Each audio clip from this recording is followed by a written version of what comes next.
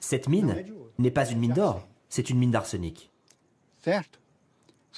L'arsenic n'a pas de valeur. Alors il est jeté dans les barrages de déchets et l'or va au Canada. Et nous restons avec cet arsenic. Quand la fièvre de l'or emporte tout sur son passage, bonsoir, soyez les bienvenus dans ce nouveau numéro d'Investigation. Depuis toujours, l'or suscite les convoitises jusqu'à rendre fou. En Amérique latine, les conséquences de la ruée vers l'or s'avèrent désastreuses. À Paracatu, dans le sud-est du Brésil, une des plus grandes mines de la planète, des milliers d'Indiens meurent lentement d'empoisonnement, intoxiqués par les métaux lourds nécessaires à l'extraction du minerai. Et le propriétaire de la mine a beau nier l'évidence, le mercure et l'arsenic sont omniprésents dans l'air, dans l'eau, dans la terre. Avec le reporter Zindine Boudaoud, je vous emmène au cœur de ce scandale, à la rencontre des 80 000 habitants de Paracatu et du seul homme qui a osé prendre leur défense, un simple géologue qui finance seul ce combat déloyal. Il y a urgence à agir car dans la même région, à quelques centaines de kilomètres de là, la plus grosse catastrophe sanitaire du pays a eu lieu il y a 2 ans quand un barrage de déchets industriels a cédé et complètement ravagé la zone. Les habitants de Paracatu le savent, si cela se produisait chez eux, ils n'auraient aucune chance de s'en sortir. L'or à tout prix, un film de Zindine Boudaoud pour Investigation.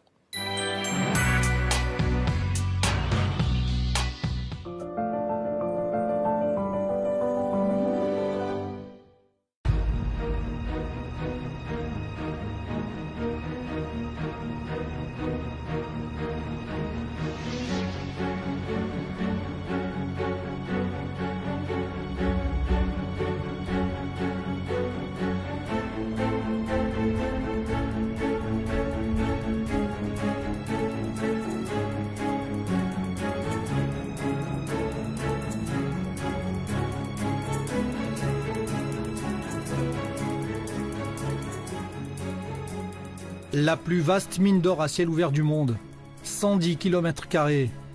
Les collines ont été rabotées. Ces 2 énormes lacs sont des barrages où les déchets toxiques sont déversés.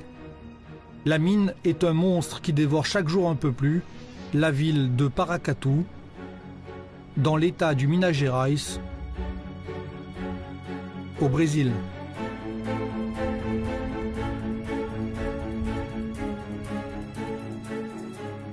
1300 salariés travaillent pour la compagnie canadienne, la Kinross Gold Corporation, qui génère aussi 1600 emplois indirects. Mais l'activité minière détruit l'environnement et empoisonne la vie des 85 000 habitants touchés par de nombreuses pathologies. La plupart ne le savent même pas, mais ils sont empoisonnés par de lourds métaux issus de la mine d'or, comme l'arsenic, le plomb ou encore le cyanure. La compagnie minière, tout comme les autorités, rejette ces soupçons. Personne n'est protégé. Et pire que ça, il n'existe aucune protection. Si vous êtes dans un lieu contaminé par l'arsenic, l'unique protection, c'est de quitter ces lieux. Une fois que cette contamination est installée, elle est irréversible. Cela valait-il la peine de s'enrichir sur les maladies des autres? Cela valait-il tant de souffrance? Non, ça ne valait pas la peine. Eux aussi doivent avoir des familles, des enfants. C'est triste. Mais ont-ils seulement une conscience? Comment peuvent-ils dormir? Le problème sur votre visage vient de la contamination? C'est certain, j'en avais beaucoup plus. Ça a un peu diminué. C'est à cause de la contamination de la mine qui se propage dans l'air, dans l'eau, la nourriture. Ça vient de tout, il n'y a rien à faire. La tendance, c'est que ça va être pire aujourd'hui. Quand un activiste se dresse contre la mine, il est perçu comme un ennemi. On est traqué, nos téléphones sont écoutés, nos courriers, nos maisons sont surveillées. Les inconnus ont mitraillé à 3 reprises la maison d'une amie. Cela m'est aussi arrivé. Le géologue Márcio dos Santos a longtemps travaillé dans l'industrie minière. Écœuré par les ravages de la mine d'or de Paracatu, il en est aujourd'hui le principal opposant. Tous les jours, entre 14 et 15 heures, la compagnie minière La Kinross s'attaque à l'explosif, aux roches aurifères. Ces images sont de mauvaise qualité, mais elles montrent parfaitement l'ampleur des explosions.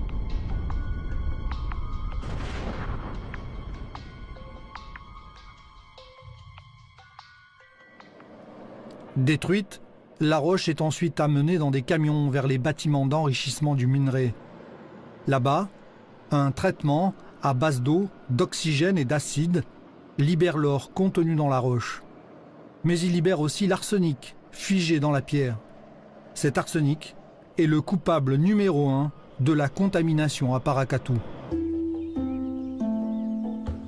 Des poteaux électriques qui ne servent plus à rien, des clôtures installées par la mine, là où se trouvaient il y a peu encore des habitations, une route qui ne mène nulle part. Cela ressemblerait presque à un quartier fantôme s'il n'y avait pas ces enfants. La Kinross a étendu ses tentacules jusqu'à ce modeste quartier de Paracatu.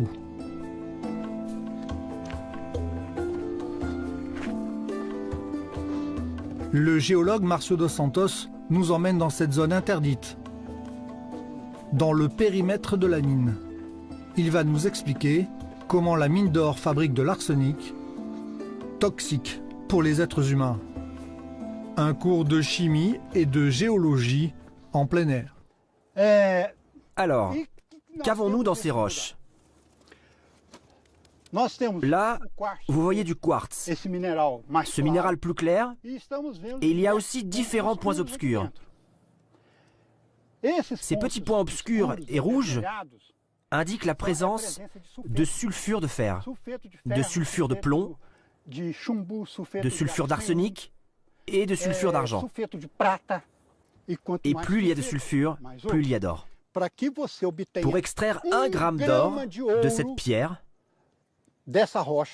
vous devez utiliser 2,5 tonnes de roche. Mais dans ces 2500 kilos de roche, il y a 7 kilos d'arsenic. 7 kilos d'arsenic, 1 gramme d'or. Cette mine n'est pas une mine d'or, c'est une mine d'arsenic. L'arsenic n'a pas de valeur. Alors il est jeté dans les barrages de déchets et l'or va au Canada. Et nous restons avec cet arsenic. Et avec les maladies. Et avec les maladies.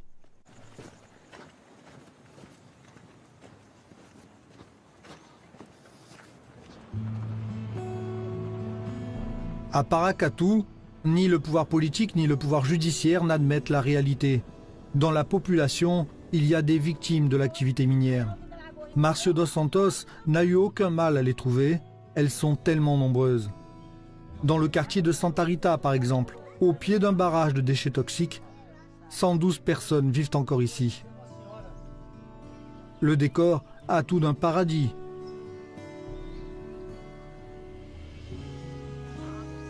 Mais en réalité, c'est l'enfer. Depuis 30 ans, la mine a détruit l'environnement, les prairies comme les cours d'eau.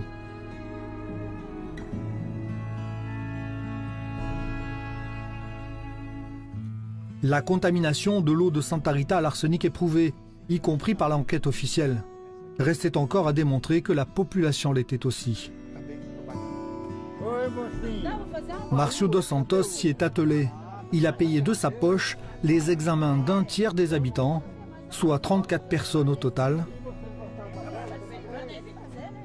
enfants compris. Tous sont empoisonnés à l'arsenic. Les preuves, les voici. Le taux d'arsenic dans leur corps est très largement supérieur à 10 microgrammes par gramme de créatinine. Autrement dit, ils sont gravement contaminés.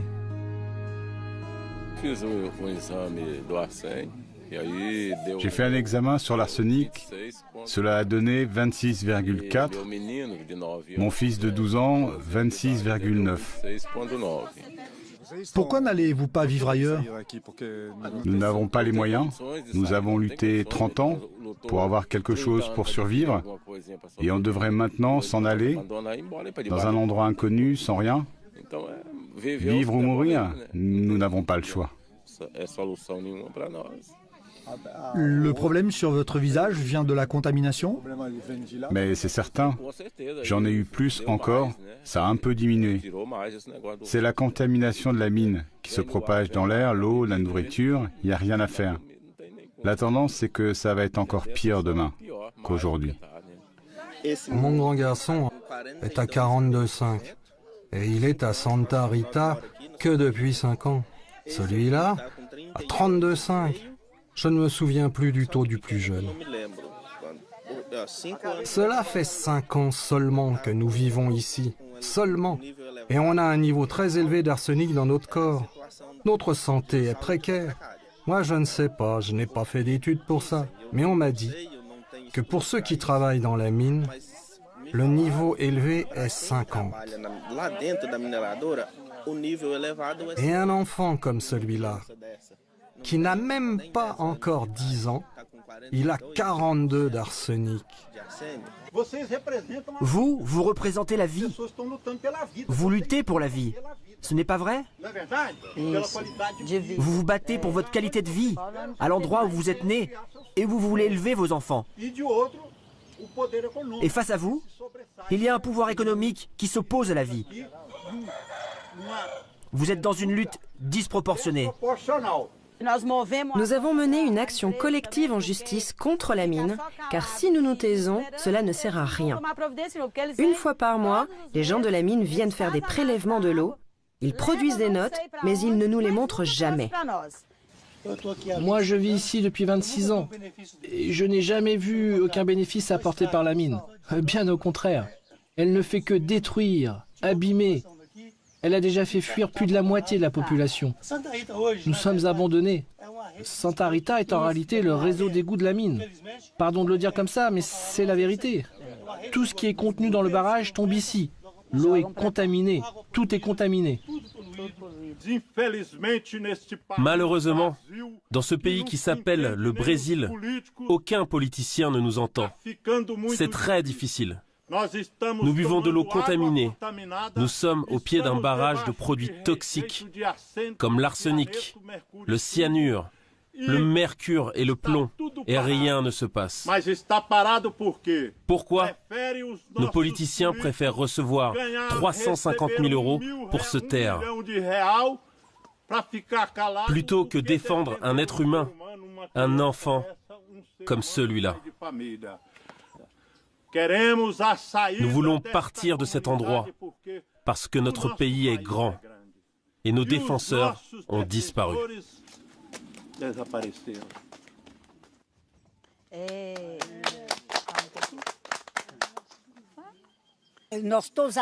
Oui, on est tous malades aussi. Tout le monde ici est contaminé à l'arsenic. Nous avons tous les preuves de ça. Moi, mon vieux mari, mes enfants, mes petits-enfants, nous sommes tous contaminés. Et cette contamination vient de l'arsenic de la Kinross? Oui, je crois. Cela ne peut venir que d'eux, car avant il n'y avait pas ces maladies. Je suis ici depuis plus de 70 ans. J'ai 97 ans et je suis née et j'ai grandi ici même. Il n'y avait pas ces problèmes. L'eau était bonne, on allait à la rivière pour laver nos vêtements. Les enfants se baignaient dedans, buvaient cette eau. Aujourd'hui, personne ne va plus à la rivière.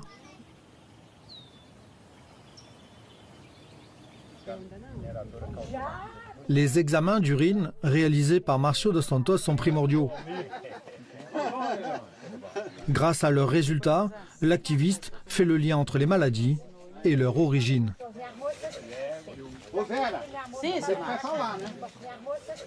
Si les roches de la région ne contiennent pas d'arsenic, alors que les eaux en contiennent, cet arsenic vient de l'extérieur.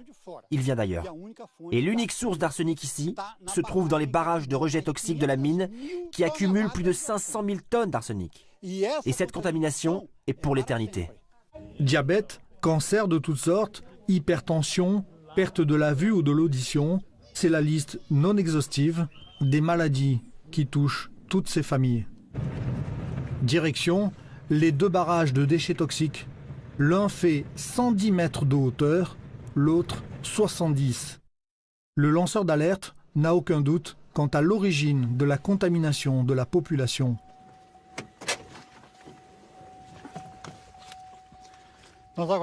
D'ici, nous verrons bien mieux. Nous surplombons le barrage de San Antonio, le plus grand des deux. Nous sommes devant le plus grand dépotoir d'arsenic toxique du monde. C'est le plus grand du monde. Et nous n'avons pas une seule étude épidémiologique sur la population locale. Nous ne pouvons pas saisir la dimension complète de ce qui est en train de se passer ici. Nous ne pouvons pas surveiller son évolution. Même à petite dose dans l'organisme, l'arsenic est dangereux.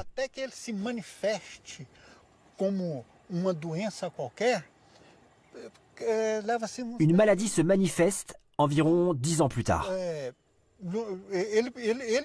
À haute dose, il peut tuer une personne très rapidement. Vous voulez dire qu'aucun habitant de Paracatu n'est protégé?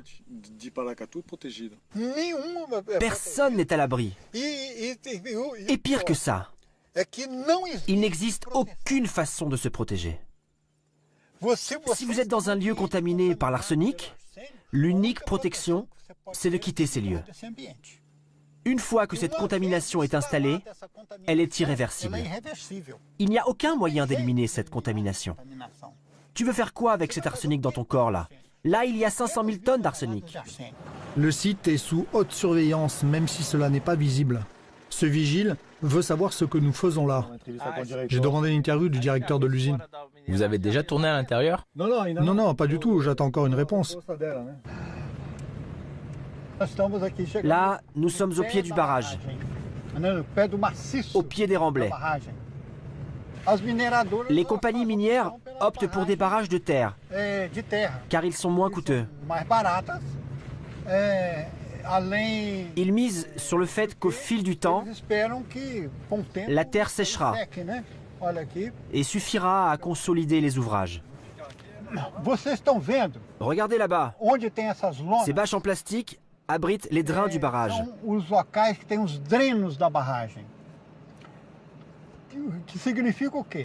L'eau qui descend de la retenue est drainée dans ces différents points, puis déversée en contrebas.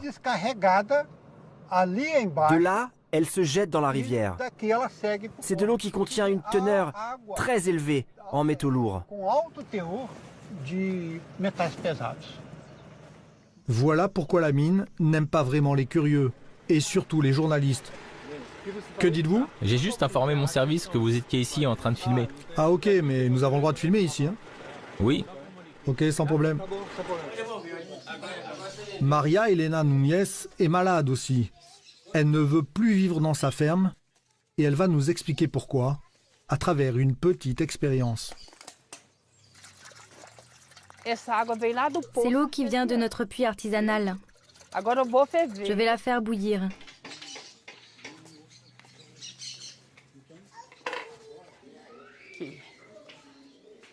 Je vais maintenant mettre la casserole sur le feu. Vous avez fait des analyses aussi? Oui, je les ai faites. Vous avez de l'arsenic dans le corps? Oui, j'en ai. Les examens sont à la maison. Après quelques minutes, l'eau du puits n'a plus du tout le même aspect. L'eau devient blanche. Elle commence à bouillir. Regardez la fumée qui sort. Avec une eau normale, il n'y a pas cette fumée blanche? Non, il n'y en a pas. Cela a été prouvé par les analyses. Et cette eau abîme les mains. Cette eau du puits nous rendait malades.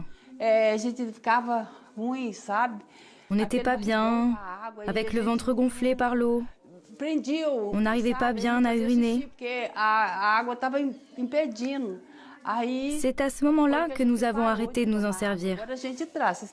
Maintenant, on amène de l'eau minérale que nous achetons en ville. Alors, comment elle est maintenant? L'eau est devenue toute blanche. Vous voyez?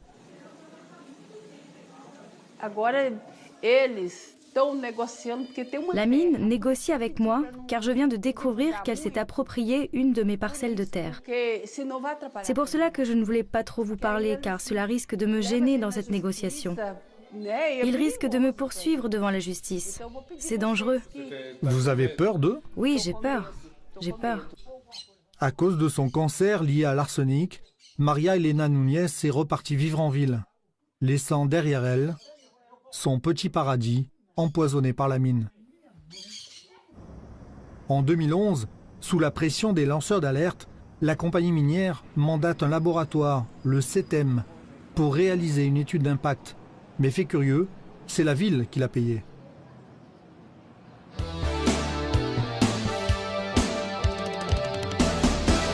Com o plenário da Câmara Municipal lotado, aconteceu... 3 ans plus tard, les résultats sont enfin rendus publics.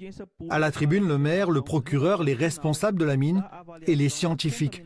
Tous se veulent rassurants, aucune raison de s'affoler.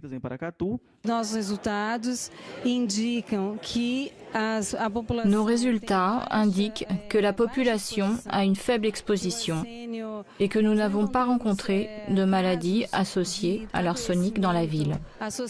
Et les données d'exposition humaine montrent que les teneurs en arsenic sont en dessous des niveaux de référence. Nous connaissons l'importance de la mine, mais maintenant que nous savons que les niveaux de contamination sont au top, cela me rend heureux. Et la société peut être heureuse, parce que l'étude est bien faite, avec le sens de la responsabilité.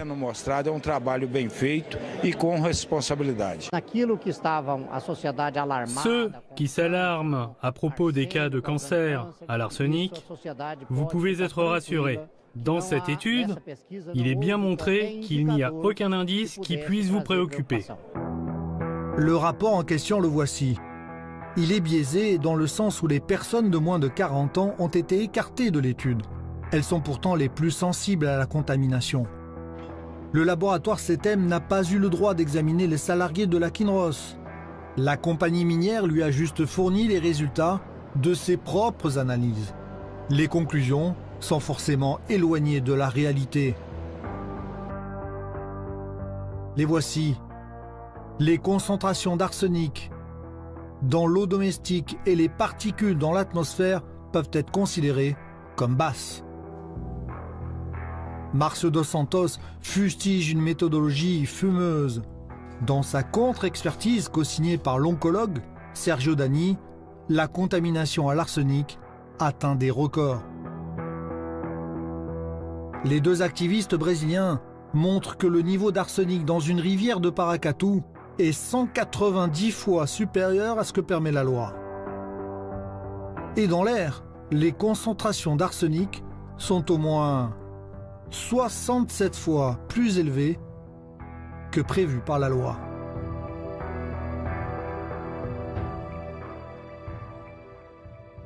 Le lanceur d'alerte, qui vit à Paracatu depuis plus de 30 ans, est révolté. La contamination à l'arsenic est tellement flagrante qu'il ne comprend pas l'aveuglement des autorités. On a donné à la mine le pouvoir de s'autocontrôler, de façon à ce que toutes les données se trouvent dans ses seules mains. Et elle ne les transmet à personne. Les organismes publics de défense de l'environnement ne publient aucune donnée non plus. Donc tous ces gens-là disent à la population qu'il n'existe pas de contamination. Pour lui, le CETEM a produit dans le meilleur des scénarios des résultats erronés et dans le pire, des résultats falsifiés. Le laboratoire est suspect car son client principal n'est autre que la compagnie minière. La pire erreur que le CETEM a commise a été de reconnaître qu'il s'était trompé dans son enquête à cause de leurs instruments de mesure. Défectueux.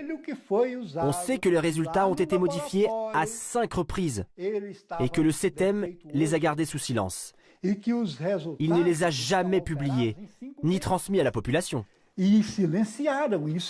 J'ai déposé une plainte là-dessus, mais c'est le silence le plus total.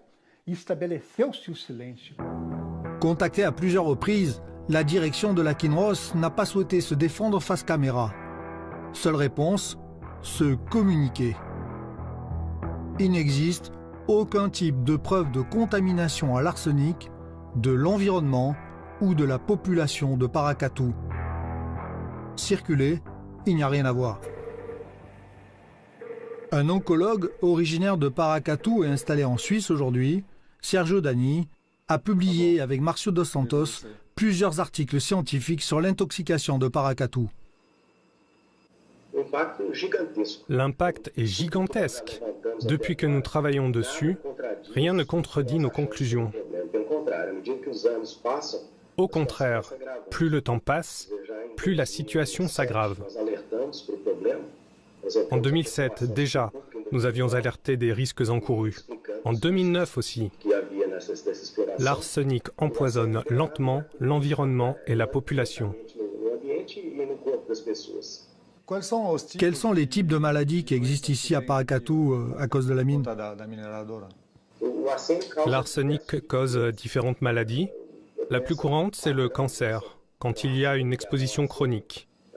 Il n'y a pas de dose minimale pour une substance cancérigène comme l'arsenic. Plus vous avez d'arsenic dans le corps, plus de chances vous avez de développer un cancer. Il y a aussi des cas d'intoxication du système nerveux. Il y a 3 cas de malades atteints par le syndrome de Guillain-Barré dans une même famille, alors que sa fréquence au niveau mondial est de 1 cas sur 100 000 habitants par an. Vous avez expliqué que la contamination était générale. Dans la population, les terres, l'air, l'eau, c'est un cadre complètement révoltant, terrifiant même. Ce qui est le plus préoccupant, c'est que la source de la contamination s'étend. Cette expansion n'est pas dynamique, elle est persistante et progressive. C'est ce qui fait le plus peur selon moi. L'extension de l'activité minière était prévue, mais la mine n'a adopté aucune mesure pour contenir cette masse gigantesque de centaines de milliers de tonnes d'arsenic.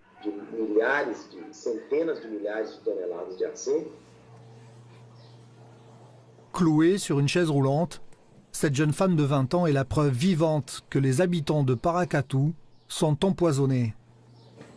L'hôpital local avait mis son état de fatigue sur le compte de sa grossesse. Mais des examens, pratiqués à Brasilia, prouvent que le coupable est bel et bien l'arsenic. Tous les examens que je faisais montraient que j'étais dans un état de santé parfait. Ils ont utilisé des ultrasons pour écouter les battements du cœur de mon bébé. Mais ils n'ont rien entendu et ils m'ont dit qu'il était mort. Ils ont pratiqué un avortement thérapeutique. Mais au lieu de me rétablir, mon état a empiré. Je n'arrivais plus à parler, j'essayais mais je n'avais plus de voix. Je n'entendais rien, rien de rien. J'étais obligée de lire sur les lèvres des médecins pour essayer de les comprendre. Ensuite, ils m'ont fait un examen de dosage de la créatinine. Les médecins m'ont dit que leur suspicion était prouvée, que j'étais bien contaminée par l'arsenic. En France, comme au Brésil, la limite tolérée est fixée à 10 microgrammes d'arsenic par gramme de créatinine. Comme on peut le voir dans le dossier médical de Janaína Moreira, son taux d'arsenic est 4 fois plus élevé que la normale, il est de 42,89. C'est parce que j'ai toujours habité à Paracatu. La contamination fut lente. Petit à petit, au fil des ans, chaque année l'intoxication s'aggravait. Ils ne pouvaient rien me donner comme remède pour me désintoxiquer, sauf des antidouleurs pour les jambes. Le médecin m'a dit qu'elle me laissait partir, mais que je ne pouvais plus rester à Paracatu, que je devais m'installer ailleurs, là où vivait ma mère. Car si je continuais à vivre à Paracatu, c'était une sentence de mort. Elle est pourtant revenue vivre à Paracatu avec son fils de 3 ans et a déposé plainte. Je vais lutter contre la mine jusqu'au bout. J'espère gagner car je le mérite. Ils m'ont rendu malade, je ne peux plus rien faire, ni travailler, ni m'occuper de mon fils. et j'ai des difficultés financières. Si un jour vous rencontrez par exemple devant la justice le PDG de la Kinross ou même le directeur de la mine de Paracatu, que leur direz-vous? Cela valait-il la peine de s'enrichir sur les maladies des autres? Cela valait-il tant de souffrance? Non, ça n'en valait pas la peine. Eux aussi doivent avoir des familles, des enfants. C'est triste de s'enrichir sur le dos des personnes, sur le dos des enfants. Ont-ils seulement une conscience? Comment parviennent-ils à dormir la nuit? Comment font-ils en voyant le nombre de malades qui n'ont rien? Comment? Il faut avoir un minimum de conscience au moins à l'égard des enfants.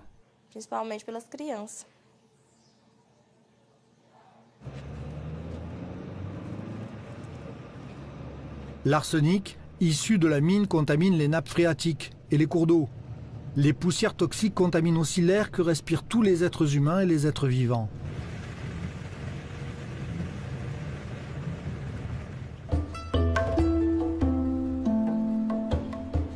Alto Colina, l'un des deux quartiers les plus proches de la mine.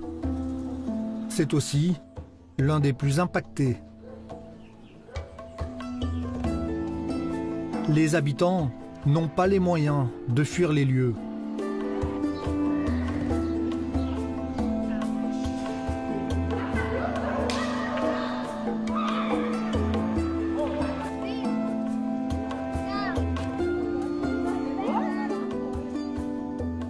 Zé Marco vit ici depuis 25 ans.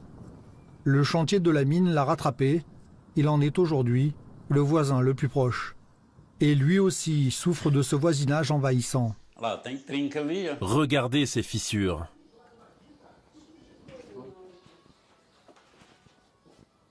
Il y a beaucoup de bruit à cause des explosions qui abîment nos maisons. Il y a aussi beaucoup de poussière. C'est aussi très bruyant la nuit, parce que les machines travaillent 24 heures sur 24. Et nous sommes très près. De ma maison au chantier, il y a exactement 120 mètres. Il y a beaucoup de bruit. Vous n'avez pas peur de cette poussière? Il se dit qu'il y a beaucoup d'arsenic dans cette poussière. Les plus instruits disent que cet arsenic entraîne des maladies. Cela entraînerait des paralysies des jambes, et cela pourrait altérer notre santé. Mais moi, je n'ai pas suffisamment de connaissances pour savoir si c'est vrai ou pas.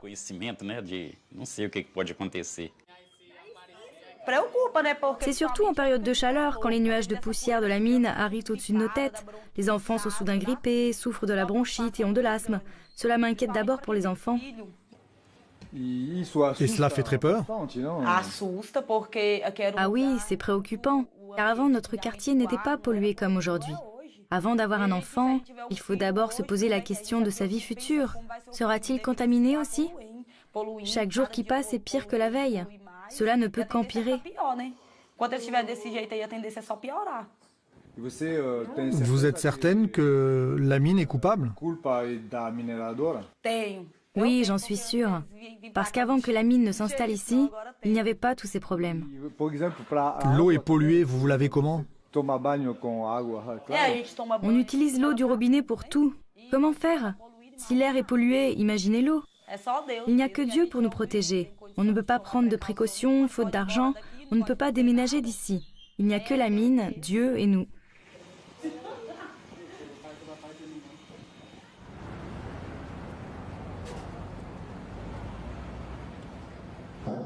En dépit de nos multiples échanges avec son service de presse, le maire de Paracatu n'a jamais répondu à notre demande d'interview. Nous nous sommes donc invités dans une cérémonie organisée par la chambre de commerce locale. Le maire et ses hôtes ne semblent pas préoccupés par la contamination. Bonjour monsieur le maire, je suis Zindine, un reporter français. Que pensez-vous du nombre de malades dans votre population?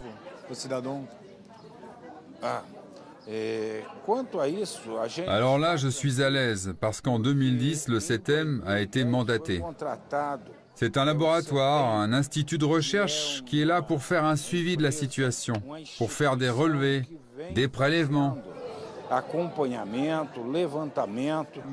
Oui, mais le CETEM est lié à la compagnie minière. Je ne peux pas, enfin si vous le dites. Moi, je ne peux pas l'affirmer. Moi, je ne le sais pas. Mais vous savez que le CETEM a reconnu s'être trompé pendant ses études. Moi, je ne sais pas. Alors ça veut dire que le CETEM publie deux résultats différents? Un résultat qui nous tranquillise et un autre résultat différent qu'on vous a transmis?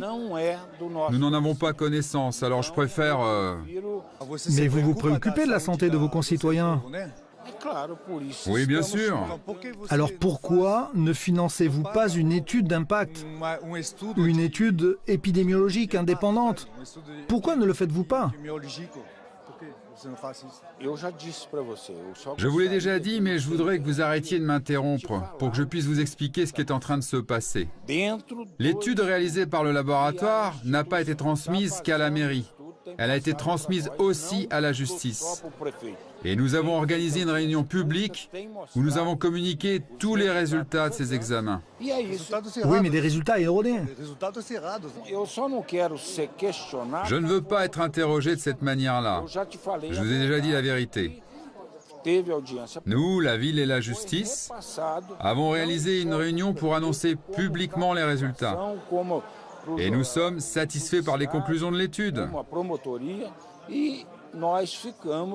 C'est la seule chose que je tienne à déclarer. Merci. Il y a de nombreux cas de malades dans votre population. Et pourquoi vous ne faites rien? C'est pourtant facile de lancer une étude indépendante. Il y a des gens qui meurent et qui n'ont pas d'argent pour se soigner. Et cela fait 30 ans que cela dure. Allez voir les procureurs de Paracatu. Allez voir la justice de Paracatu qui sera en mesure de vous donner toutes les informations. Ils ne font rien. Pourquoi ne font-ils rien non plus? Ça suffit. Merci, s'il vous plaît.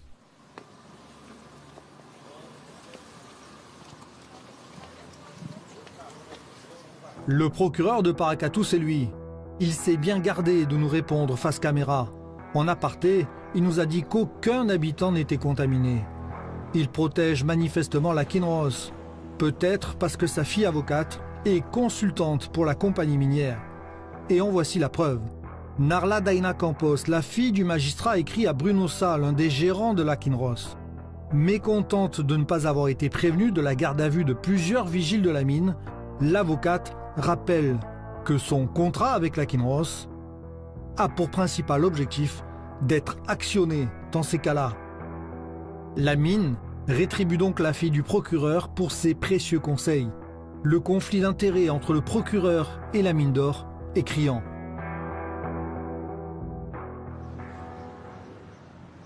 Au conseil municipal, il y a bien peu de courageux pour tenir tête au maire. Glouton Guimarães est l'un de ceux-là.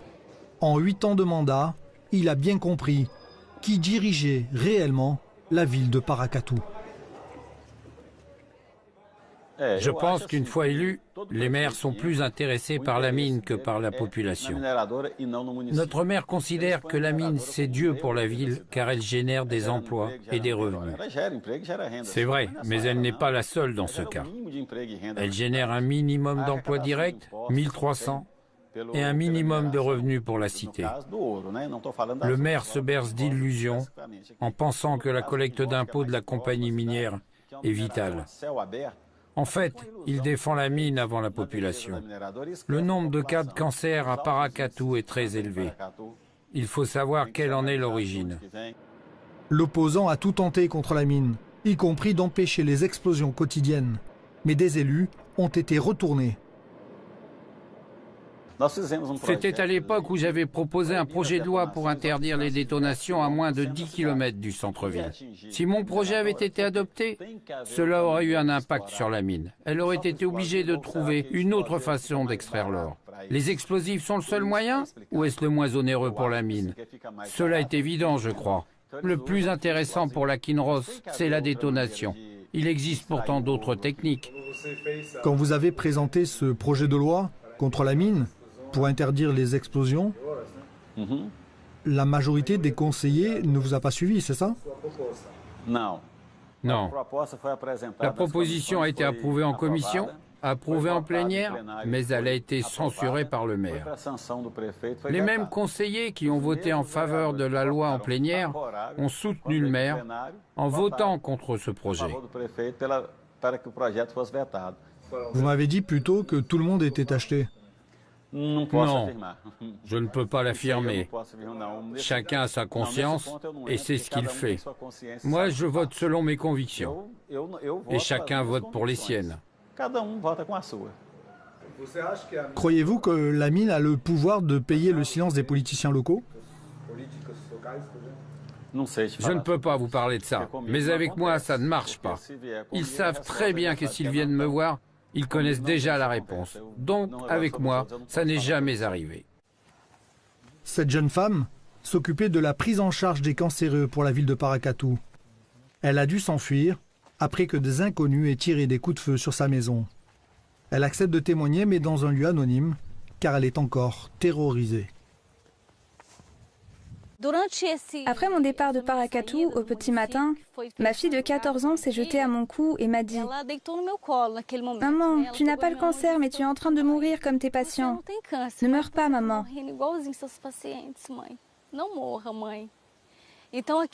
J'ai interprété cela comme un appel au secours de sa part. Je suis partie, mais si je n'avais pas eu ma fille, je serais restée à Paracatu pour les affronter. Rafaela Xavier en savait trop. Elle avait accès à tous les dossiers médicaux. Selon ses dires, elle a assisté à une augmentation exponentielle des cas de cancer. Environ 3000 jusqu'en 2013. Elle ne pouvait pas passer sous silence cette information. Quand un activiste se dresse contre la mine, il est perçu comme un ennemi. On est traqué, nos téléphones sont écoutés, nos courriers, nos maisons sont surveillées. Les inconnus ont mitraillé à 3 reprises la maison d'une amie. Cela m'est aussi arrivé. Un de nos collègues est parti vivre tout seul à la campagne pour leur échapper. La mine entrave nos vies. Par exemple, si quelqu'un décide de nous embaucher, elle arrête d'aider cette entreprise. Si un journal ou une chaîne de télé tente de parler de l'histoire, elle arrête d'acheter de la publicité. Elle met aussi la pression pour empêcher les gens de faire des examens. En fait, elle réussit à détruire notre rêve d'un meilleur système de santé dans notre ville. Que pensez-vous du maire? Pourquoi défend-il la mine? Parce qu'il est aidé financièrement par la mine. Récemment, par exemple, elle a donné 25 000 € à son budget. Elle fait en sorte que la mairie continue à fonctionner. À 600 km de là, le 5 novembre 2015, près de Mariana, une autre mine a provoqué la désolation. Les 2 barrages de rejet ont cédé. Ces images ont été tournées par Greenpeace Brésil. Cette déferlante contenait des produits toxiques, arsenic, chlore, mercure, manganèse.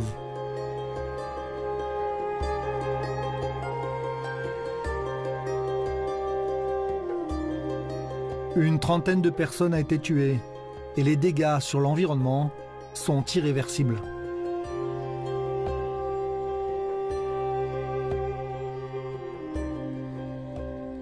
C'est à ce jour la plus importante catastrophe écologique de l'histoire du Brésil. 55 millions de mètres cubes de boue toxique a terminé sa course dans un fleuve, le Rio Doce. Toute sa biodiversité a été détruite. Les responsables de la compagnie minière, la Samarco, savaient dès 2012 que leur barrage était fissuré et qu'il pouvait donc céder, mais ils n'ont pris aucune mesure pour l'éviter. Dans le seul état du Minas Gerais, il y a près de 700 barrages de rejet toxiques. À Paracatu, il y en a 2. Et si une catastrophe comme celle de Mariana arrivait ici, quelles en seraient les conséquences?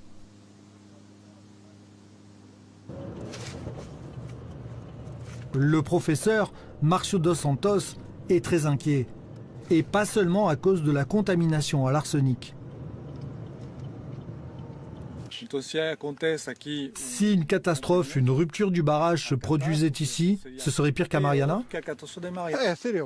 Oh oui. En termes de pollution des eaux, des vallées qui seraient englouties, la végétation, les animaux, etc. Cela pourrait être comparable à Mariana. Peut-être. Mais l'effet à long terme est bien plus grave. Car ici, vous avez des métaux lourds, comme l'arsenic, le plomb ou le cadmium, qui vont être absorbés par des êtres vivants qui sont dans la chaîne alimentaire de l'homme. Ces produits toxiques vont tout contaminer, de la bactérie jusqu'à l'être humain.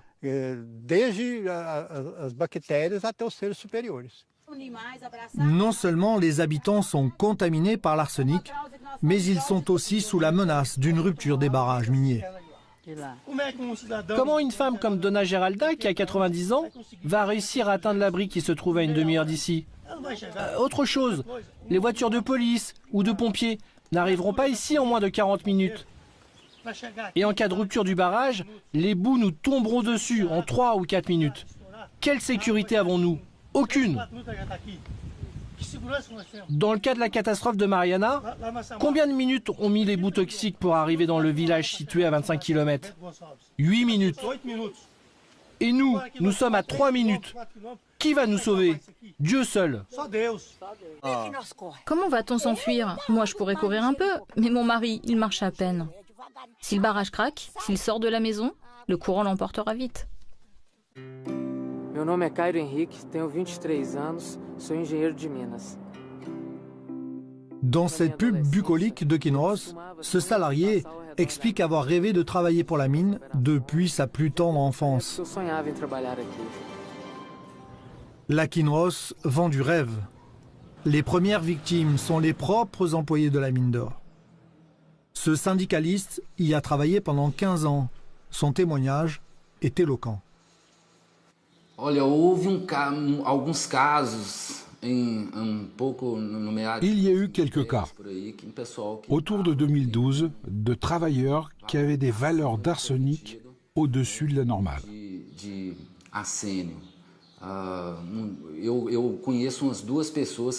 Je connais au moins 2 personnes qui ont des valeurs modifiées.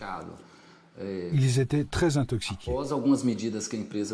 Après ça, la mine a pris certaines mesures de sécurité, le port de chemises à manches longues, des salopettes, et ils ont commencé à laver ces vêtements de travail tous les soirs à l'entreprise. Comment l'entreprise veille sur la santé des travailleurs?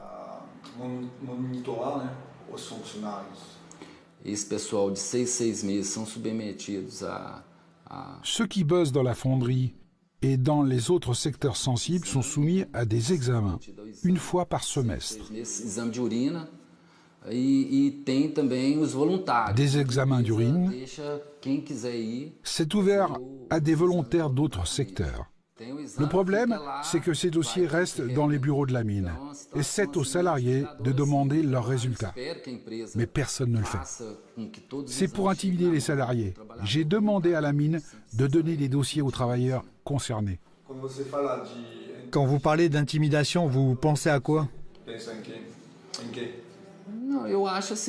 Si la boîte ne donne pas les résultats des analyses aux travailleurs, c'est peut-être qu'elle veut couvrir certains faits.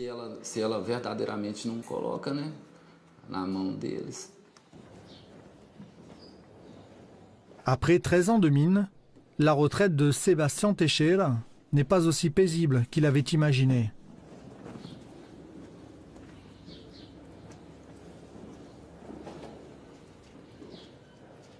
Dans ce carton, des centaines de documents, des radios, des résultats d'analyse qui décrivent des affections respiratoires, osseuses, cardiaques et neurologiques.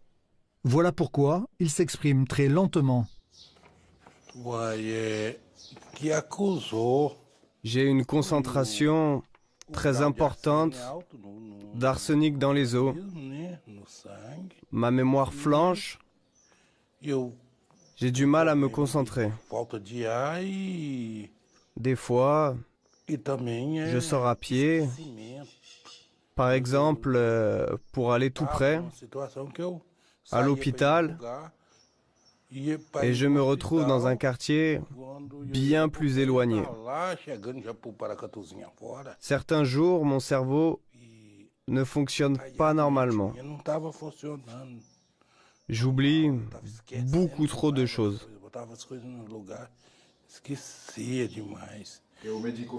Le médecin vous a dit que cela venait de l'arsenic? Oui, du rejet toxique. Ma vue a beaucoup baissé aussi. Et mes yeux me démangent beaucoup. Et il y a des jours où ma peau me brûle partout.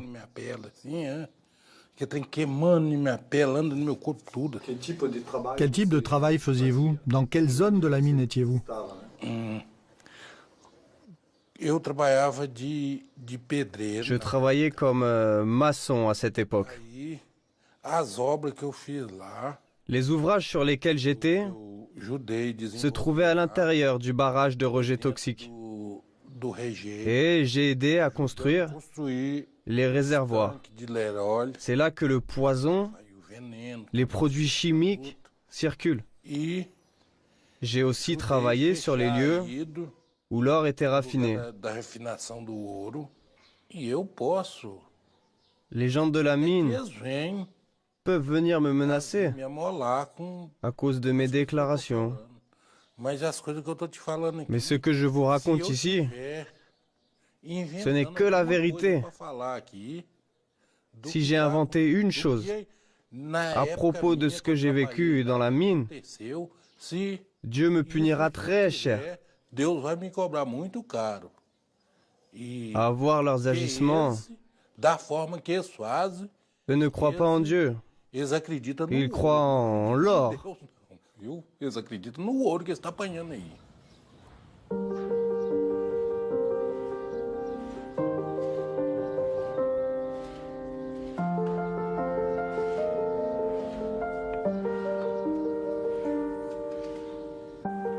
Marcio dos Santos se bat toujours pour que justice soit rendue aux victimes empoisonnées à l'arsenic.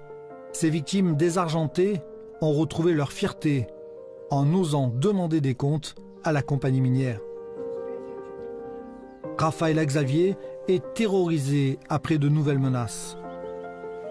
Le conseiller municipal a été battu lors d'un récent scrutin électoral, mais rien ne fera taire ses opposants convaincus de la justesse de leur cause. En Amérique du Sud, en Afrique ou en Amérique du Nord, rien n'a su arrêter les compagnies minières dans leur soif d'or, d'argent, de platine. À Paracatu, l'activité minière a commencé il y a 30 ans, mais aucune enquête épidémiologique indépendante n'a encore été menée. Aucun procès non plus, en dépit de dizaines de plaintes pour empoisonnement. La Kinross va investir 470 millions de dollars supplémentaires pour extraire toujours plus d'or. Elle en produit 5 tonnes par an aujourd'hui. Bientôt, ce sera 15. À Paracatu, la mine sera active au moins jusqu'à 2036. La pollution et la contamination ne sont pas prêtes de s'arrêter.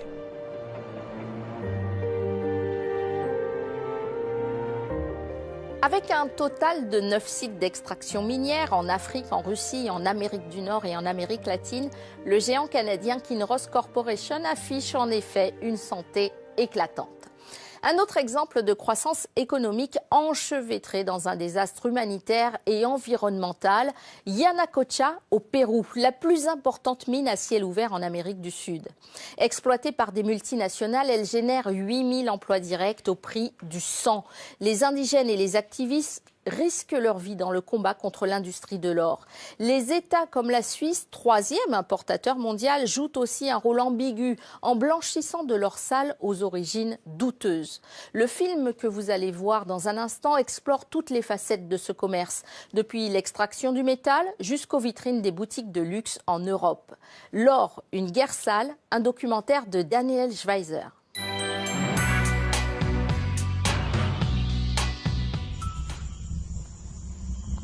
À l'origine, pour les Indiens d'Amazonie, l'or est venu de l'espace. Suite à l'explosion de 2 astres dans le ciel, une pluie de météorites est tombée sur la Terre. C'est ainsi que l'or s'est enfoncé au cœur de notre planète, afin de rester caché dans son sous-sol.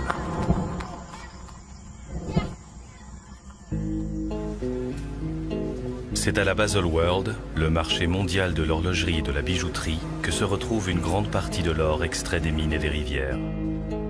Les plus prestigieuses enseignes révèlent leurs nouveautés et les contrats les plus importants sont signés. Cependant, derrière ces vitrines, rien ne laisse transparaître l'origine de l'or qui a servi à ces créations.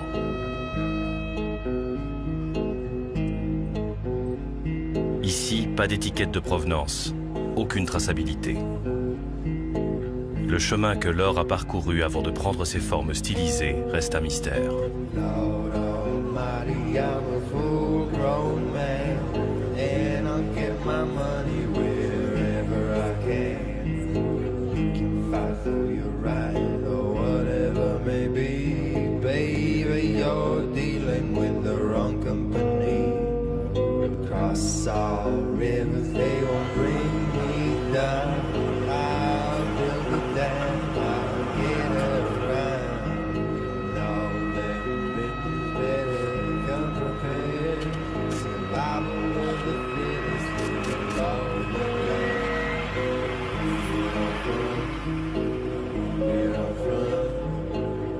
Une colère grandissante vient perturber la tranquillité et lever le voile sur ce qu'on préfère cacher.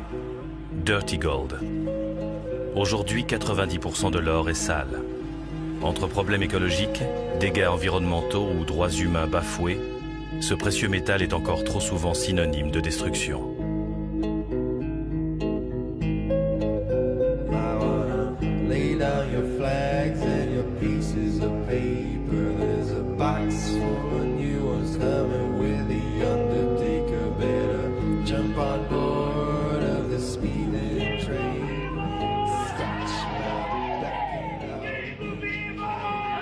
Au Brésil, les ONG et les principales tribus indiennes d'Amazonie se mobilisent pour protester contre la construction du barrage de Belo Monte. À Brasilia, même Raoni, le leader des Kayapos, s'engage dans ce nouveau combat.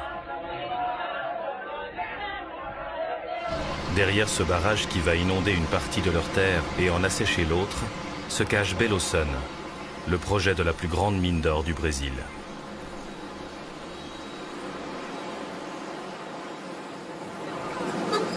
Pour Juma, comme pour la majorité des Indiens d'Amérique du Sud, l'or a toujours été une malédiction. Aujourd'hui encore, c'est à cause de cette quête que l'on détruit leur territoire.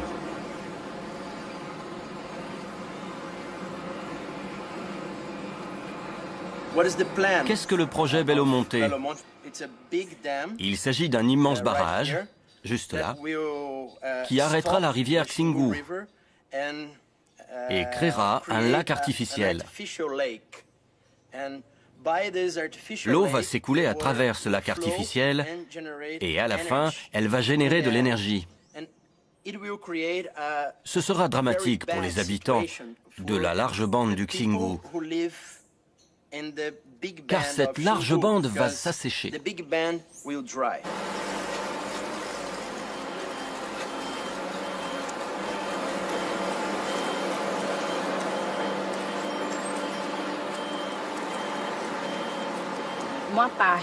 Là où l'eau de la rivière a été déviée, c'est de cette partie asséchée que sera extrait tout le minerai de Volta Grande do Xingu. C'est l'un des plus beaux sites de la région et il doit être préservé, car il contient toute l'histoire de notre peuple, de la société indienne, du lieu où a vécu ma grand-mère, où nos ancêtres ont vécu, et où ils sont morts, nous laissant toute cette richesse.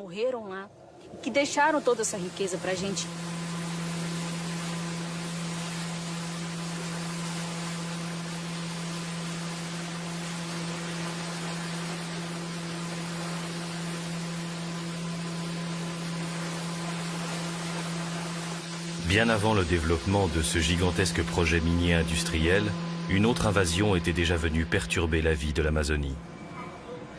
L'arrivée des garimperos, ces chercheurs d'or souvent illégaux.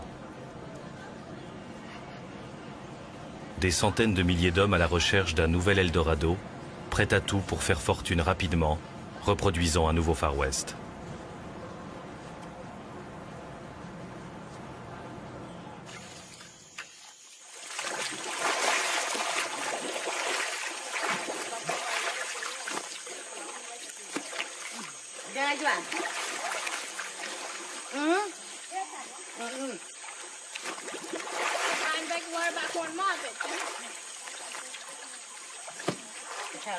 Les Indiens Kayapo vivent au sud du bassin de l'Amazone et le long du fleuve Xingu. Raoni est l'un des symboles de la lutte pour la préservation de la forêt amazonienne. Il n'a pas peur d'exprimer ses convictions et menace les étrangers qui entrent sur leur territoire sans autorisation. Les Kayapo s'opposent farouchement aux chercheurs d'or illégaux qui tentent de s'installer sur leurs terres.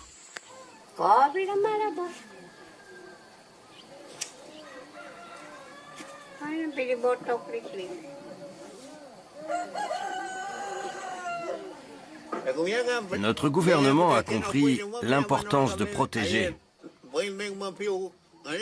car détruire notre forêt et tout ce qui l'entoure, c'est normal pour l'homme blanc.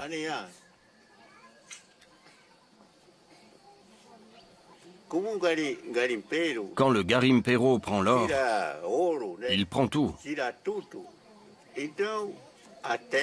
Et la terre devient très pauvre. Et quand il pleut beaucoup, la terre ne tient pas.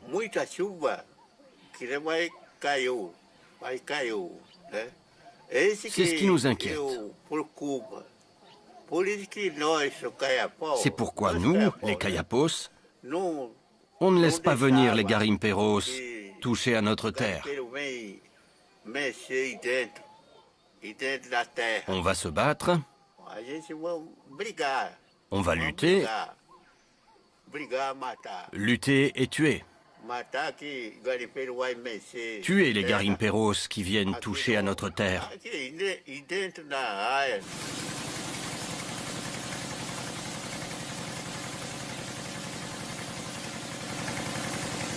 Derrière la banalité de ce travail se cache une véritable invasion.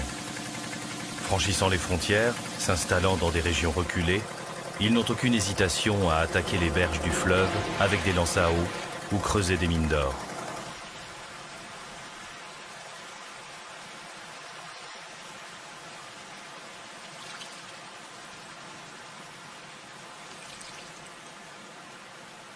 Cette population de chercheurs d'or constitue aujourd'hui à travers le monde 15 millions de personnes.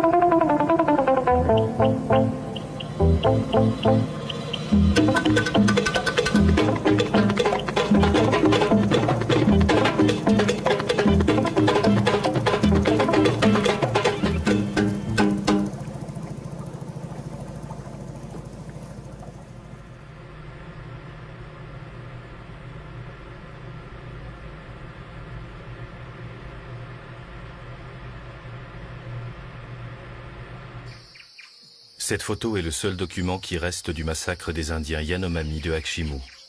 En 1993, des chercheurs d'or sont descendus dans leur village et ont tué 16 personnes, hommes, femmes et enfants. Un massacre pour s'installer sur leur terre. Sur cette image, les survivants portent dans leurs bras des paniers contenant les restes des corps calcinés des membres de leur famille et leurs objets. Aujourd'hui, ce sont de nouveaux projets miniers qui menacent leur territoire. Les terres du territoire Yanomami sont la cible des sociétés minières. Vous avez là le territoire Yanomami, et on trouve des mines d'or dans de nombreux endroits à l'intérieur du territoire. Ils travaillent dans les rivières qui sont là, et on trouve aussi des mineurs brésiliens qui travaillent illégalement du côté vénézuélien, là où vivent aussi des Yanomami. Il y a de l'or sur tout le territoire Yanomami. Quand la loi autorisant l'implantation de mines à l'intérieur du territoire passera, Toutes les sociétés minières feront pression sur les Yanomami afin de pouvoir travailler sur leurs terres.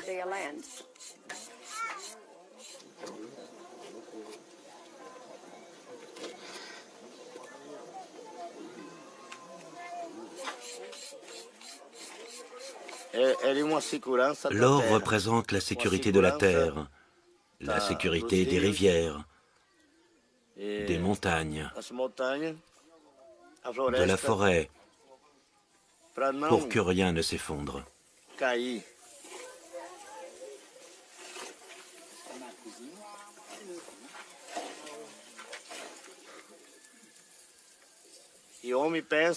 Les hommes pensent qu'il sert à faire des boucles d'oreilles. Des boucles d'oreilles en or pour rendre leurs femmes belles. C'est ce que pensent les hommes. C'est ce que veulent les hommes de la ville. Pour embellir leurs femmes. Pour décorer leur maison. Pour montrer aux autres. La terre passe avant tout. La terre, c'est notre richesse. Ce n'est pas moi qui prends soin de notre richesse, de nos forêts. C'est la terre qui prend soin de notre richesse. La terre produit la nourriture. Nous tous, Indiens et Blancs, nous plantons et ça pousse de la terre. Mais pas l'argent. Avec l'or, on construit une maison, mais ça ne pousse pas. L'homme blanc fait de l'argent et le met à la banque, dans un coffre. L'argent ne pousse pas. Il reste là. Il tourne comme un disque. Il tourne en rond. De l'argent recyclé.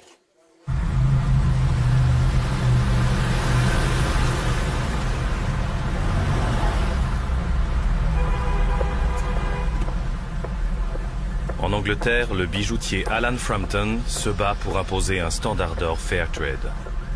Un or du commerce équitable, produit enfin de manière responsable. C'est un diamond cut. Il n'y a pas de diamant, mais la manière de tailler l'or lui donne plus d'éclat. Oui, ça me plaît. Oui, je peux voir? Oui, tu as raison. Et vous, vous préférez l'or jaune ou... Non, je préfère vraiment l'or blanc.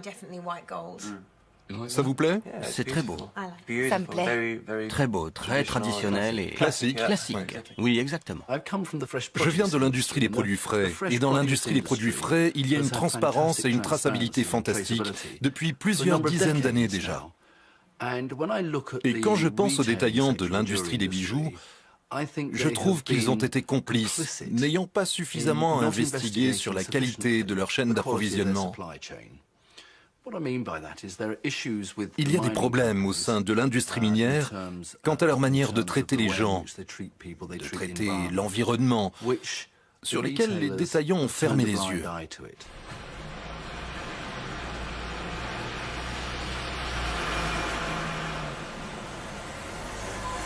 Quand on dit dirty gold, l'or sale, c'est assez choquant, effectivement. J'aurais préféré de parler avec d'autres termes. Ce sont des termes qui sont très impactants. Quand vous faites un achat important, et une belle montre en or est un achat important, il faut avoir bonne conscience, il faut se réjouir de ce moment et il ne faut pas avoir des doutes quant à l'origine des matériaux qui font partie de cette montre. Généralement, quand vous demandez aux gens d'où vient leur alliance, ils n'en ont aucune idée. Ils savent juste qu'elle vient d'une bijouterie. Ils n'ont aucune idée des conséquences que cet achat peut avoir eues sur les communautés d'où cet or est originaire.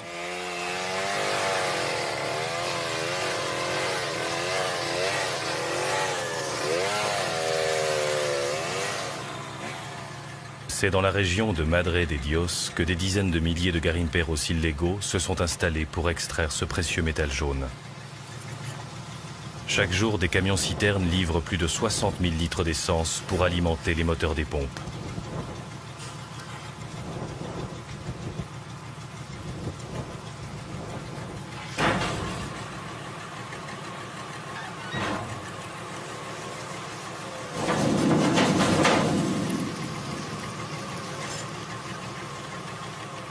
Notre gouvernement, conscient de l'importance de protéger la biodiversité de Madre de Dios, a adopté des mesures pour réglementer l'activité minière informelle qui s'est développée ici, pour qu'elle soit responsable sur le plan social et environnemental.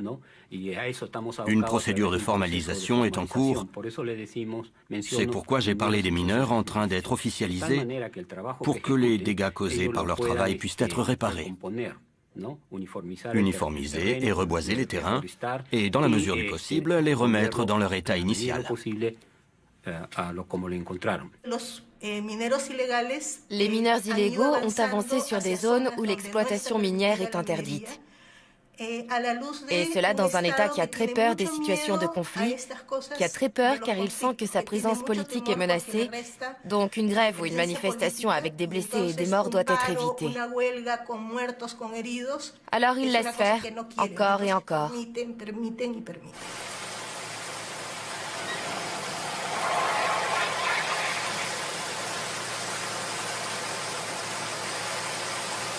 La production d'or dans le département de Madre de Dios est estimée à 40 tonnes par année. Et le mercure nécessaire pour obtenir cette quantité d'or, avec un coefficient de 2/1, est estimé à 80 tonnes.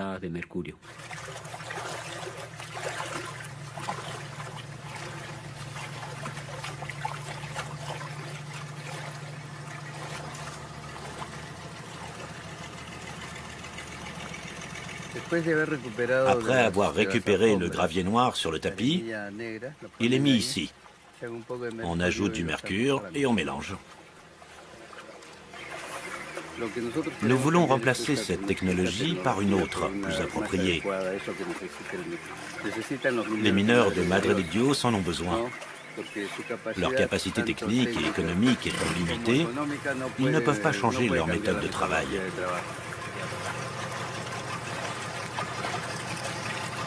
Afin d'extraire l'or le plus rapidement possible, l'usage sans précaution du mercure condamne aussi ceux qui l'utilisent. Même à faible dose, le mercure affecte les fonctions rénales et cérébrales, favorisant des cancers, attaquant leur système nerveux et créant des problèmes neurologiques.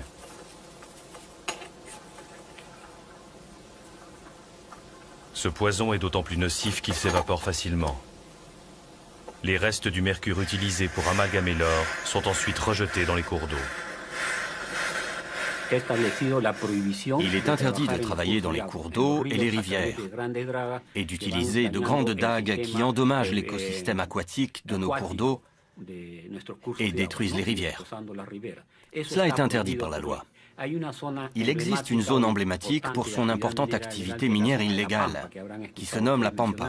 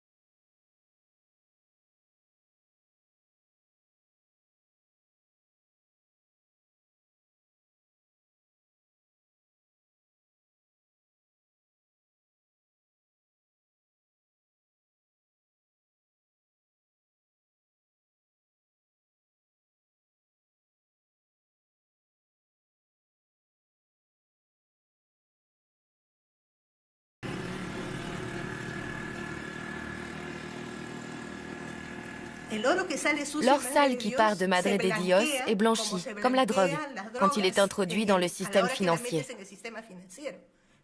L'or devient donc propre en Suisse, mais il est sale.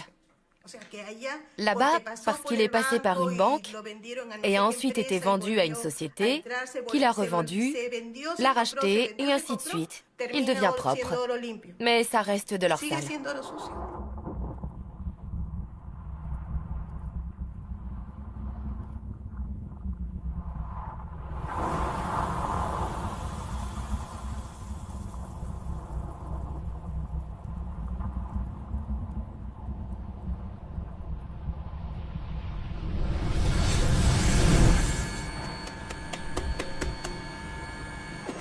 La moitié de l'or produit par le Pérou s'envole pour la Suisse. Chaque année, ce sont près de 150 tonnes d'or qui sont transportées dans les vols réguliers de KLM. En moyenne, c'est une valeur de 5 milliards de dollars qui sera transformée en lingots. Parce qu'ils sont mis en cause, les raffineurs refusent de parler aux médias. En Suisse règne le silence, l'omerta. Il y a aussi quelques entreprises plus petites qui sont encore impliquées. Entre autres, Comercializador à Tamboreal, qui a livré d'énormes quantités à Metalor. Et selon des rapports péruviens, il est probable que cette entreprise soit impliquée à Madre de Dios. La Suisse importe chaque année environ 2500 tonnes d'or. C'est donc le plus grand importateur d'or au monde.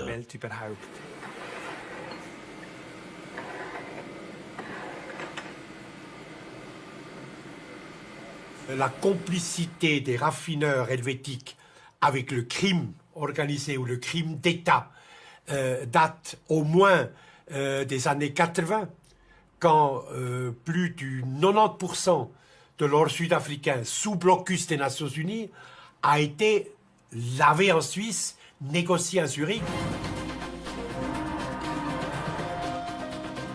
Une entreprise suisse est accusée d'avoir raffiné 3 tonnes d'or pillées en République démocratique du Congo. Pendant la guerre civile de 2004 au Congo, les rebelles ont pris possession des mines d'or et vendu de la poudre d'or pour acheter des armes. Selon l'ONG Trial, le raffineur suisse qui importait cet or ne pouvait ignorer son origine. La société Eraeus SA est une société d'affinage basée au Tessin. C'est l'une des plus importantes sociétés au monde en la matière. Entre 2004 et 2005, nous avons la preuve que près de 3 tonnes d'or en provenance du Congo, en provenance d'une région où la guerre faisait rage, ont été raffinées par cette entreprise. Donc on a de l'or extrêmement sale, de l'or pillé qui arrive en Suisse, qui est nettoyé, autant les impuretés matérielles que les impuretés en termes de provenance ont disparu, et puis qui repartent sur un marché légal, disons, vide à ce moment-là de tout soupçon. Les grandes banques, les intérêts financiers qui dominent les 5 raffineries, principales raffineries de Suisse, ont une prise directe sur le gouvernement. Et le gouvernement, je le dis comme citoyen suisse, et c'est totalement scandaleux, ferme les yeux avec l'argument permanent qu'on connaît maintenant depuis 3 générations, depuis l'ordre nazi. Nous vivons dans un pays de libre convertibilité.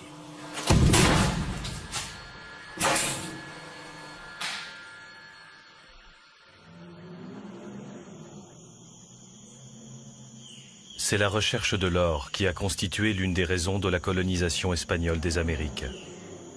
Au XVIe siècle, les gravures de Théodore de Brie illustrent le cauchemar de cette conquête du Nouveau Monde.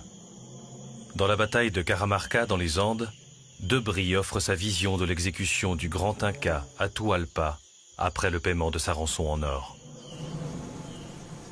Aujourd'hui, les nouveaux conquistadors sont les multinationales qui viennent extraire l'or de la terre des Incas. Des sociétés qui n'hésitent pas à investir des millions de dollars pour agrandir les anciens sites d'extraction. Yanacocha Newmont exploite désormais la montagne de Caramarca, qui est devenue la plus grande mine à ciel ouvert d'Amérique du Sud.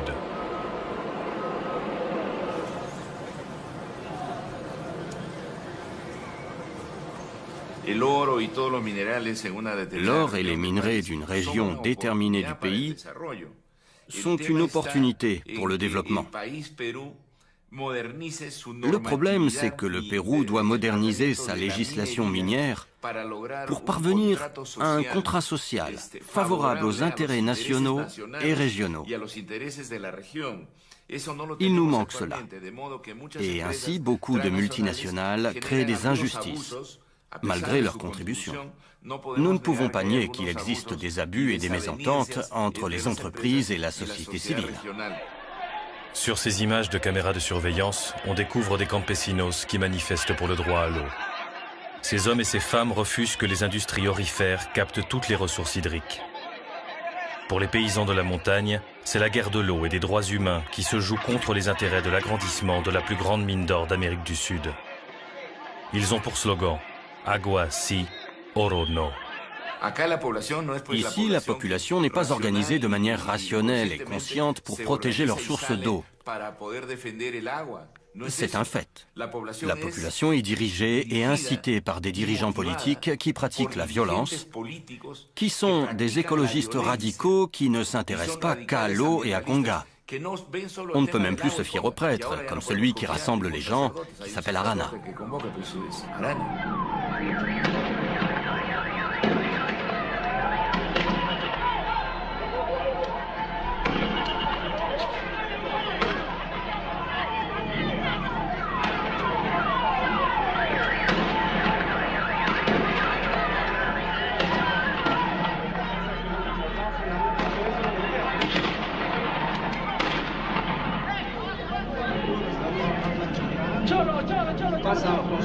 Ils viennent avec leurs boucliers et ils bousculent les passants.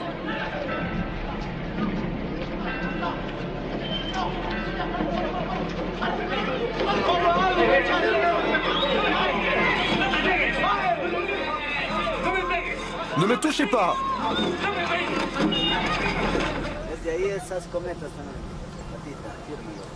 Attention, le diable va le foudroyer.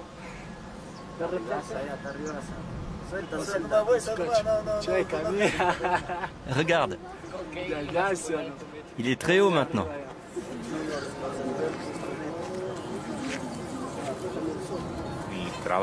Mon travail de prêtre auprès des communautés rurales autour de la mine était cohérent et en accord avec ma foi. On ne pouvait pas dire aux gens d'être reconnaissants et heureux et que Dieu les aime quand chaque jour apportait la même souffrance. Ils se sentaient exclus de leur monde qui était pillé par ceux qui étaient venus pour extraire l'or.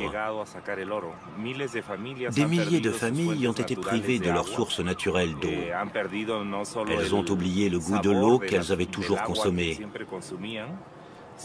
Mais elles ont aussi remarqué que le bétail ne buvait plus cette eau et qu'il y avait de nouvelles maladies étranges. Car nous parlons ici d'une exploitation minière moderne, hautement toxique. C'est une exploitation minière à grande échelle. 600 000 tonnes de roches sont cassées chaque jour et lavées au cyanure. Et du gaz chloré est utilisé pour neutraliser le cyanure. De plus, l'or est trouvé proche du mercure, et le mercure est hautement toxique. En juin 2000, c'est un camion prestataire de la mine d'or de Yanacocha Newmont qui a déversé plus de 150 kg de mercure sur la route de Choropampa. Sans information, ses habitants ont été exposés pendant plusieurs jours à ce poison dangereux.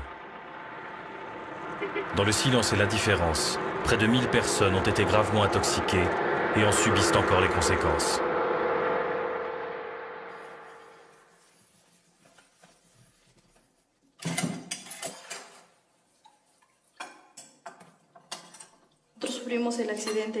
L'accident a eu lieu en 2000, le 2 juin, par négligence de Yanacocha.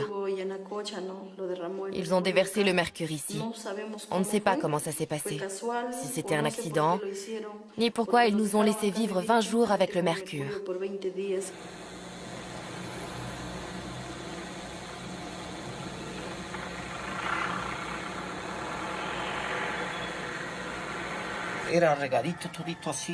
Il s'était répandu le long de la route. Je l'ai ramassé comme ça. Par exemple, je l'ai ramassé comme ça, dans un sac. Ça roulait comme ça, comme une boule. Quand elle se mélangeait, ça devenait plus grand. Ensuite, je l'ai plié et mis dans ma poche. Et je suis parti. On était inquiets, car on souffrait d'urticaire, d'hémorragie, de vomissements. Plusieurs personnes étaient couvertes d'urticaire et avaient des vertiges. On s'inquiétait. Quand on a vu qu'on était couverts d'urticaire et mal en point, nous nous sommes plaints. Mais les gens de Yanacocha nous disaient « Non, ramassez-le. Le mercure n'est pas mauvais. On le mange et on vit avec. C'est pas mauvais. » Ils ont acheté le mercure. Ils ont installé des balances en haut et en bas de la route. Comme ça, on était entre deux. Ils achetaient le mercure dans des bouchons, des petits sacs, dans différents objets. Ils payaient 5 sols, 10 sols, 100 sols, selon la quantité apportée par les enfants.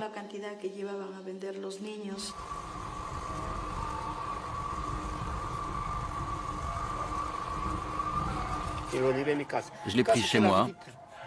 Ma maison est juste là-haut, pas très loin. Et ensuite, j'ai tout mis dans un trou. Je l'ai mis dans le trou et il y est encore.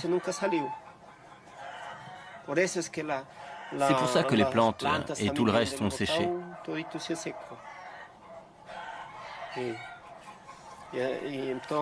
Et mes animaux sont morts. Ils ne nous soignent pas. L'assurance de Yanacocha ne sert à rien, car ils ne veulent pas nous soigner. Ils ne veulent pas. Ils disent toujours, c'est pas couvert. Ici, on a tous le même problème. Tous. Cela fait 10 mois que nous leur avons dit que nos femmes font des fausses couches à cause du mercure et que les animaux naissent déformés. On a passé 3 mois à l'hôpital de Cajamarca et les autorités n'ont pas bougé le petit doigt. Ce que je dis est vrai, car on a les documents du ministère public à Lima. Quand les gens mouraient à l'hôpital, Yanacocha n'a rien fait. En tant que gouvernement et autorité publique, vous avez permis ça? Pourquoi avez-vous laissé la mine de Yanacocha faire ça à Choropampa?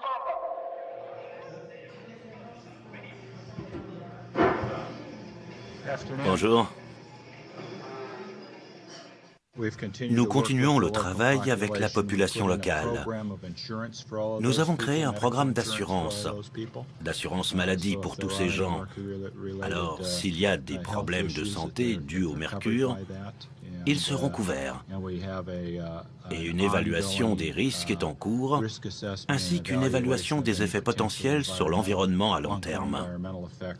Tout ça a déjà été entrepris, mais cette zone nous inquiète encore beaucoup. Pour nous, c'est presque un affront. La dernière fois que j'étais ici, nous avons essayé de trouver un moyen de développer un commerce de bijoux dans la région.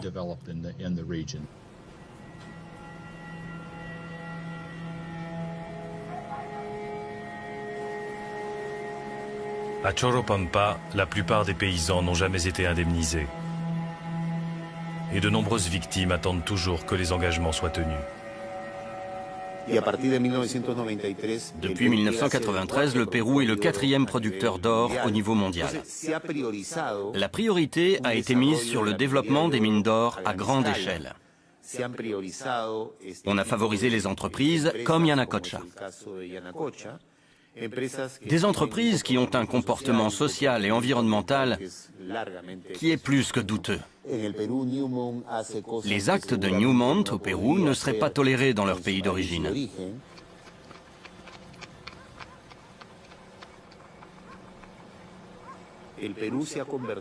Le Pérou est devenu un pays où la grande majorité des conflits sociaux sont liés à l'activité minière.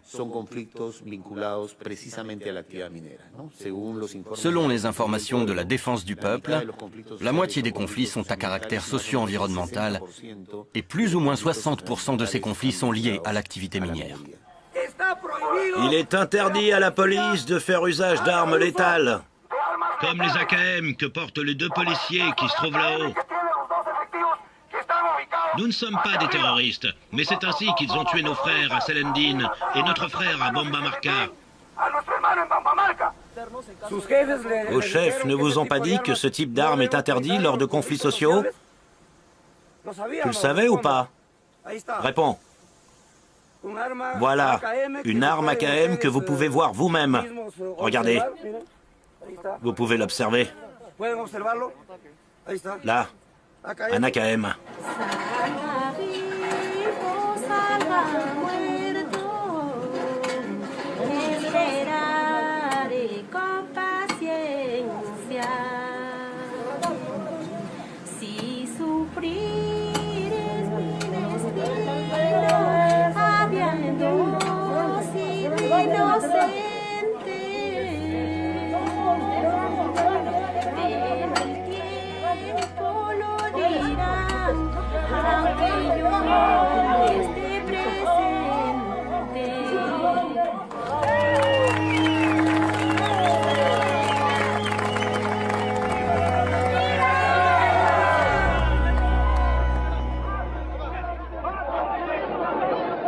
Au Pérou, les manifestations sont souvent réprimées dans la violence, les forces de l'ordre n'hésitant pas à tirer sur la population civile.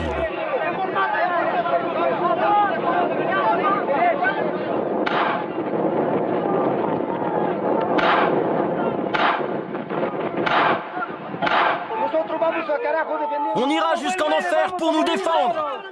Nous allons tous mourir comme lui. À Caramarca, ce jour-là, il y a eu 4 morts.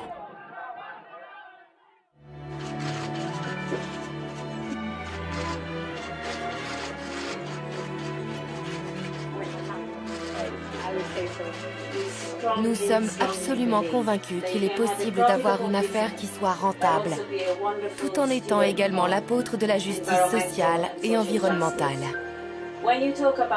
Enfin, une prise de conscience dans le monde du luxe. Pour la première fois, le bijoutier suisse Chopard présente au Festival de Cannes 3 parures et un petit lingot d'or produits de façon éco-responsable. Plus de 75% de l'or extrait dans le monde est utilisé pour la bijouterie et l'horlogerie. Est-ce le début d'un changement? On se marie, on s'échange une alliance en or. 9 fois sur 10, elle est en or, cette alliance. Il y a un grand symbolisme là-dedans. Et tout comme dans les diamants aussi. C'est peut-être pour ça que ce serait important de voir qu'est-ce qu'on met dedans. Vu qu'on met tant de valeurs sentimentales dedans,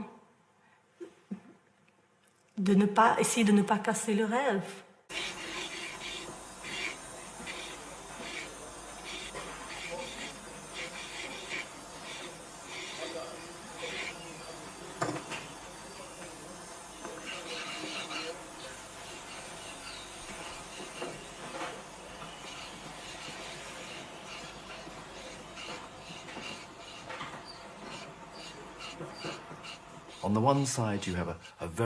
D'un côté, vous avez un métal pur, un beau métal avec une belle histoire. Et d'un autre côté, vous avez la corruption, l'expulsion des peuples indigènes, les mauvaises conditions de santé et de sécurité. Et vous devez demander aux grandes entreprises, quel est votre rôle dans tout ça?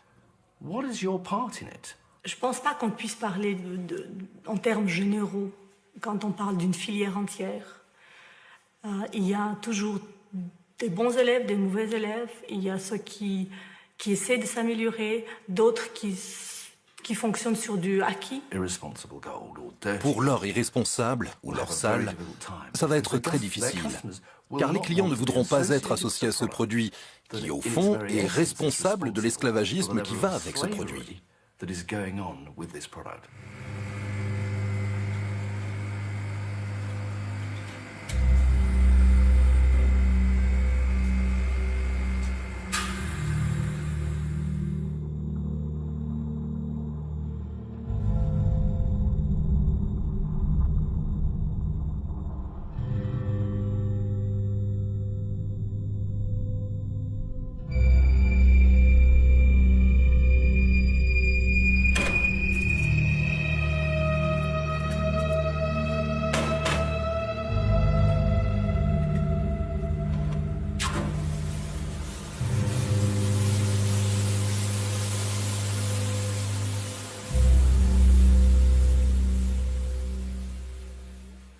Le commerce équitable existe depuis seulement 2 ans. Et nous en représentons un tout petit pourcentage. On parle pour les premières années d'environ 30 kilos par an. Mais ça se développe. À présent, nous avons accès à 500 kilos par an.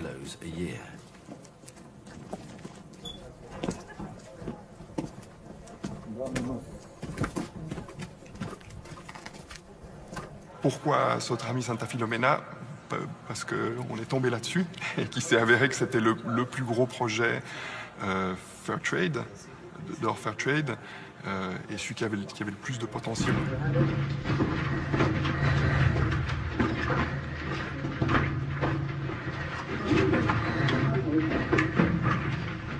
Jusqu'à présent, on achetait tout l'or auprès des 2 grandes institutions suisses, les 2 grandes banques suisses, et dorénavant, on a cette petite filière qui s'est ouverte où on s'approvisionne et on va augmenter le volume. Là-dedans, c'est auprès des mines artisanales dans le cadre de notre projet de coopération avec le Alliance for Responsible Mining.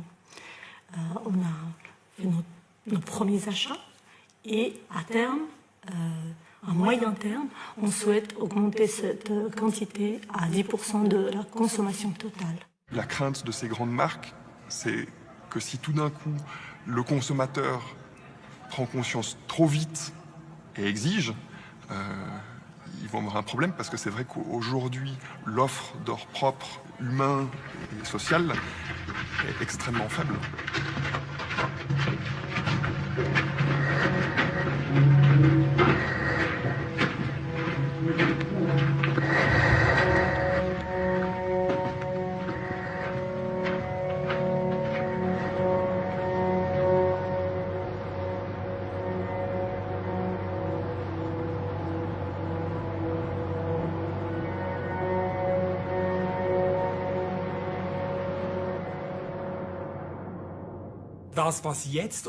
Ce qui est vendu aujourd'hui comme de l'or Fairtrade, c'est l'or d'une coopérative où les gens gagnent un peu plus et dont l'extraction est faite dans des conditions correctes. Cela ne veut pas dire que la production soit propre, ni qu'il n'utilise pas de cyanure, de mercure ou un autre poison. On ne peut donc pas considérer que ce soit un vrai logo pour un or réellement propre.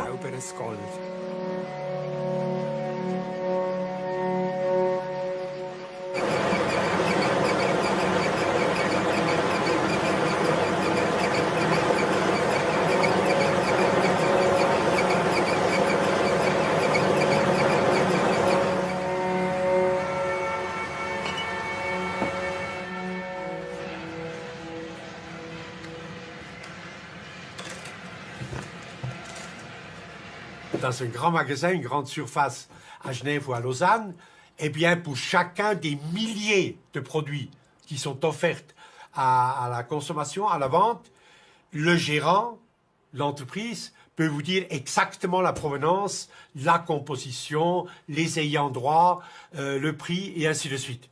Alors, vous ne voulez pas me dire que pour l'or, une même traçabilité serait impossible.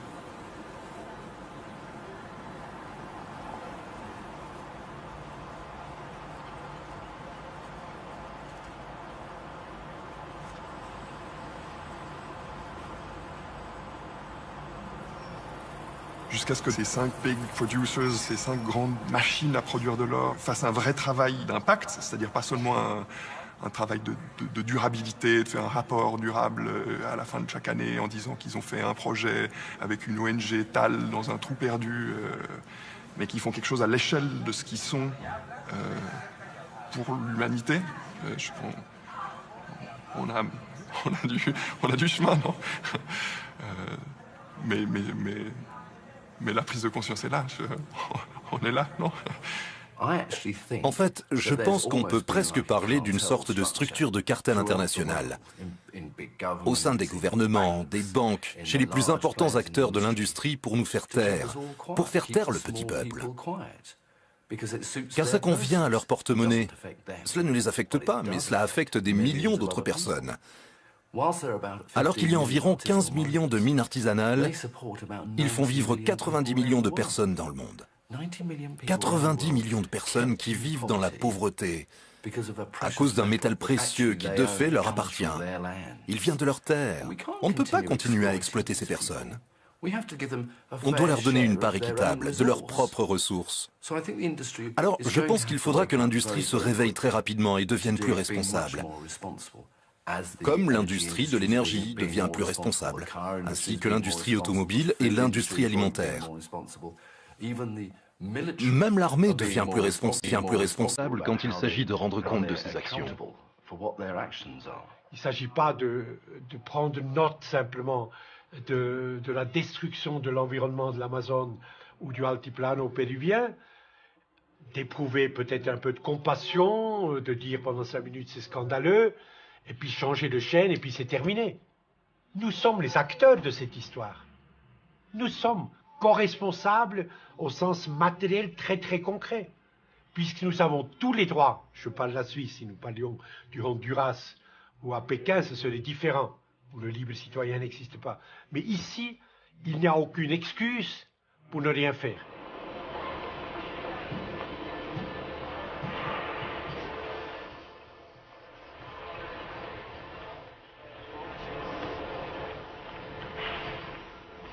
Depuis des siècles, de la mine à la vitrine, presque rien n'a changé.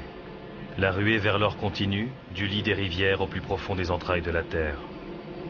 La folie de l'or se poursuit dans l'indifférence générale et l'industrie du luxe, trop souvent, préfère ne pas savoir. Les consommateurs ignorent la vérité et pourtant tout cela n'est pas une fatalité.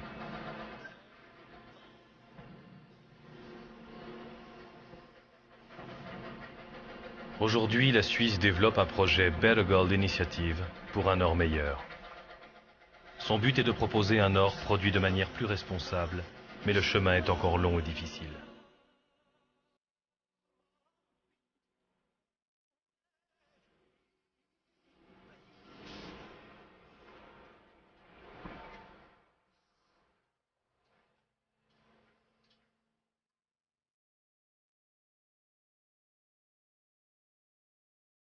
Au nom de l'or, incarnation du luxe des civilisations, des empires se sont élevés, d'autres se sont effondrés. Paradoxe étonnant, une grande partie de l'or du monde, une fois raffiné, sera transformée en lingots. Et c'est à nouveau sous terre, dans la chambre des coffres-forts, qu'il sera caché.